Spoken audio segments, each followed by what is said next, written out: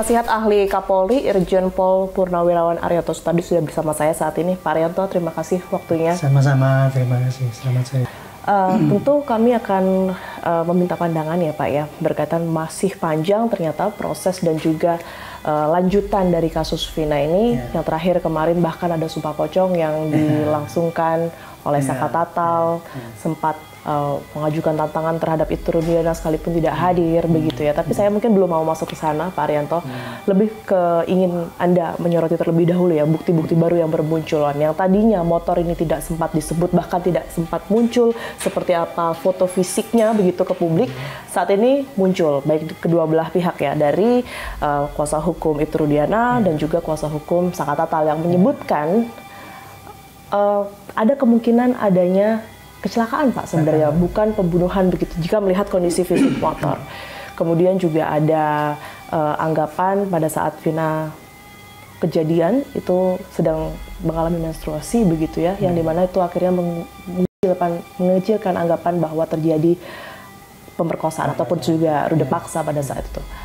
Tanggapan Anda? Kalau saya lihat memang gini ya, mereka mengajukan keberatan dulu ya sebelum saya sarankan untuk mengajukan PK itu kan. Mereka kan menolak atas putusan pengadilan yang dianggap sesat gitu ya. Karena dulu putusan pengadilan itu ngawur lah menurut mereka, tidak ada bukti-bukti apa-apa.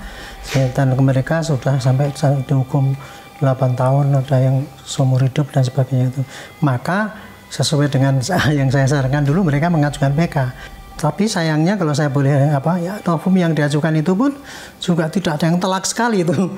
Buktinya kecelakaan lantas dulu gimana gitu kan. Kan hanya disebutkan ada PAUD, terus kemudian ada lagi yang paling telak menurut saya saksi yang baru ini yang muncul, saksi Ismail atau siapa yang mengatakan dia melihat mengebut-ngebut. Tapi sayangnya itu kan tidak muncul di dalam PK.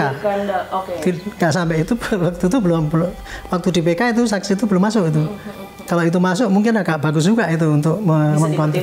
Iya, untuk mengkonter itu. Tapi itu kan kesaksian itu. Jadi intinya dari pihak kuasa hukum ini semua untuk membebaskan atau untuk mengurangi atau mengembalikan nama baik Saka Tatal itu, dia mendalilkan bahwa itu dulu tuduhan pembunuhan nggak ada, adanya hanya kecelakaan lalu lintas. Tapi bagi saya, kalaupun diterima novum itu, maka saya mengharap memang ini dengan adanya simpang siur itu memang sebaiknya dilakukan reka ulang lah, penyidikan ulang.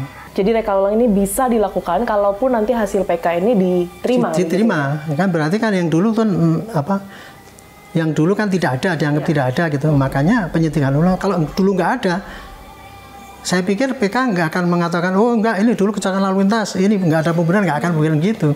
Pasti dia putusannya yang penting bahwa dulu itu tidak benar lah gitu. Kira-kira saya gitu ya. Jadi nanti seandainya PK-nya itu betul-betul diterima, maka suatu kewajiban bagi polisi untuk membuktikan apa yang sebenarnya terjadi. Ya mau tidak mau ya harus semua itu terbuka.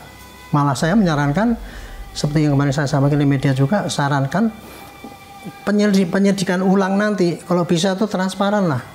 Setiap gelar perkara terbuka untuk umum ini loh, buktinya ini, buktinya ini, buktinya, supaya nanti kalau ada bukti yang kurang itu yang masih bisa tambah lagi gitu loh. Demi menjawab keraguan masyarakat, menurut saya penyidikan ulang nanti seandainya terjadi itu terbuka. Dan kalau perlu semua gelar bisa disaksikan TV gitu, saya ini bukti yang memberatkan, meringankan, semua lengkap gitu. Bukti ini sesuai ini dengan tidak bisa digelar di situ. Jadi publik tidak akan menyangka-nyangka itu tadi ada bukti yang diumpetin apa gitu. Tantangan Saka Tatal kepada Ibtu Rudiana untuk melakukan sumpah pocong tak diindahkan. Ibtu Rudiana tak hadir dalam prosesi tersebut dan kuasa hukumnya menyebut bahwa Ibtu Rudiana telah bersumpah dalam memberikan kesaksian pada saat persidangan.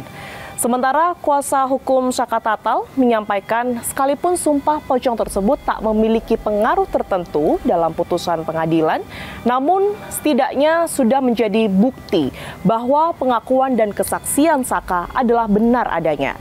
Di sisi lain, pemirsa, teman dekat Vina, Mega, dan Widi menjelaskan kondisi Vina saat itu.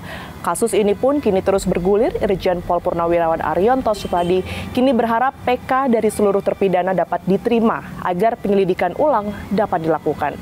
Saksikan Terus Fakta setiap hari Senin pukul 20 waktu Indonesia Barat, hanya di TV One.